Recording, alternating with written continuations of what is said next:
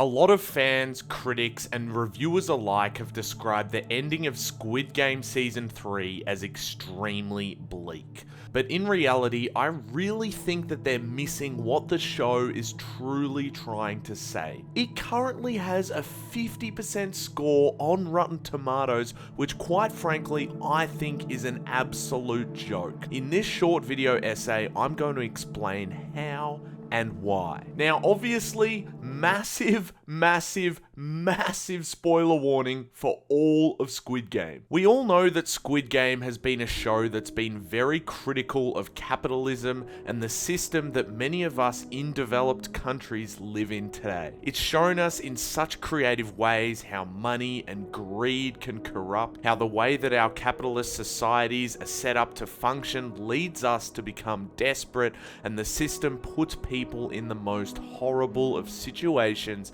and the only choices that they have are to act in desperation, or to live in pain, or to give up. The show also makes some really interesting comments on the failings of democracy through its depiction of the voting process, especially in Season 2, which is a poignant analogy for how corrupt leaders can manipulate the masses, preying on human nature and desperation in order to achieve their destructive and self-serving goals. Yes, when you look at these aspects of the show, it does paint a very bleak picture and presents a worldview that is quite pessimistic. But I wouldn't say that any of the ways that the show explores those issues is very far from the truth. And it does it in a way that's ambiguous and thought-provoking, and it doesn't shove any kind of agenda down your throat like a lot of Doctor Who other shows do these days. But overall, I think Squid Game is trying to explore human nature, the good side and the bad side. Ultimately, through Season 3, I think it's trying to leave us with a hopeful message. But unfortunately, I think it's a real shame that that powerful message doesn't seem to have resonated with a lot of people. We can all feel like Ji-hoon at the start of Season 3. As someone who cares about social causes or the environment or a range of other issues we have in the world today, no matter how many protests or awareness you can try and spread, it can feel completely hopeless. Like Ji-hoon, you can try your heart out, but it seems like the world refuses to change. You can look to the political leaders of the world and feel underrepresented, neglected, or even targeted for who you are. There's people that I know that seem to have worldviews that humanity is almost guaranteed to have wiped itself out within 50 years, that the world would be better off with humans not existing at all, that we shouldn't have children because the world that they would come into would be completely devoid of all hope.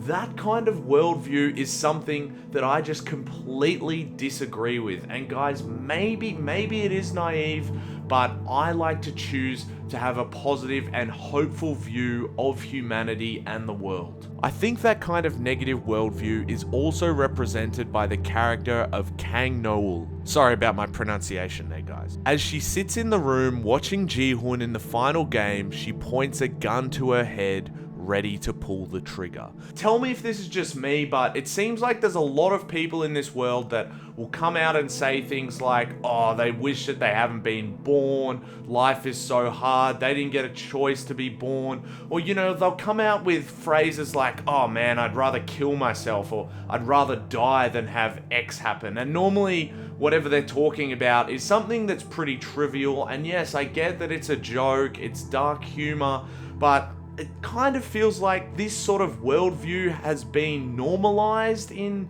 social media. I don't know, guys. Again, maybe it is just me, and I'm talking separately to mental illness. That in itself is a completely different and serious issue. I'm talking about people who use that kind of language in sort of a joking or casual sort of manner. Am I the only one that thinks there's maybe something not quite right with that language, that it encourages us to not be thankful of the gift of life that we've been given? I think the show with its finale is also trying to comment a little bit on that too. At the end of the final game, Ji-hoon is forced to either sacrifice himself or an innocent baby. He turns to the watching VIPs and tells them that the contestants are not horses, they're human. The VIPs in this case are somewhat representative of the viewer of the show, the hungry consumer of media, of entertainment, of algorithms.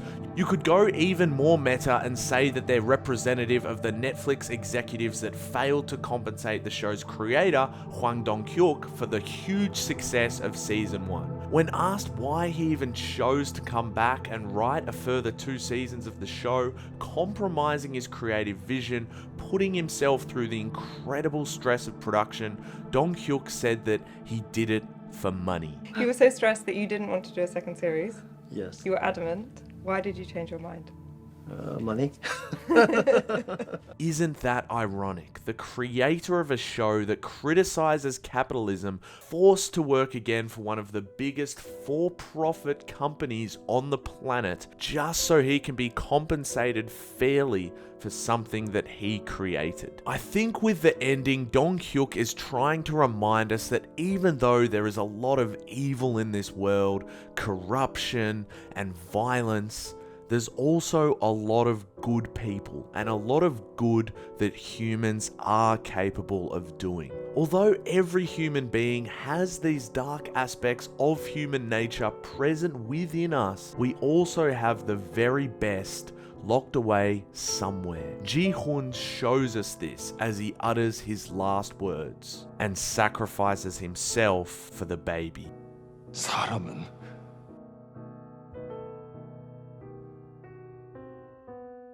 To realize the good that human beings are capable of makes life worth living.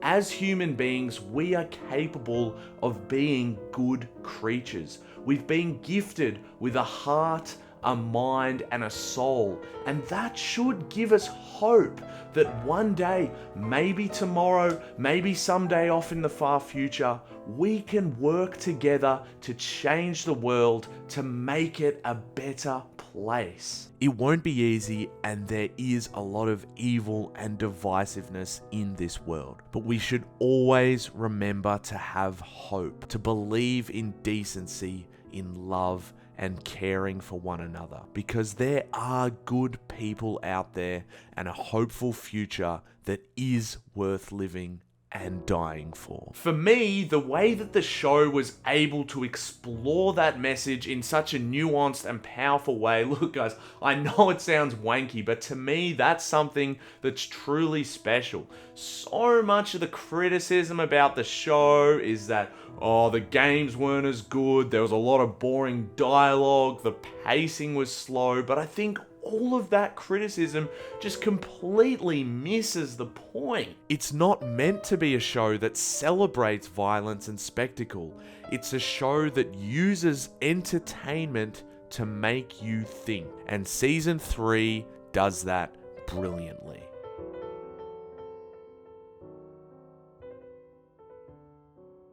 Thank you guys so much for watching. Look, I know I kind of got up on my soapbox today and had a bit of a rant. So if you disagree with me, or even if you'd agree with me, I'd love to hear what you think down below in the comments. If you like this video or you're new here, please consider subscribing. And also you can check out some of my other videos right there. Thanks for watching, guys, and I'll see you in the next one.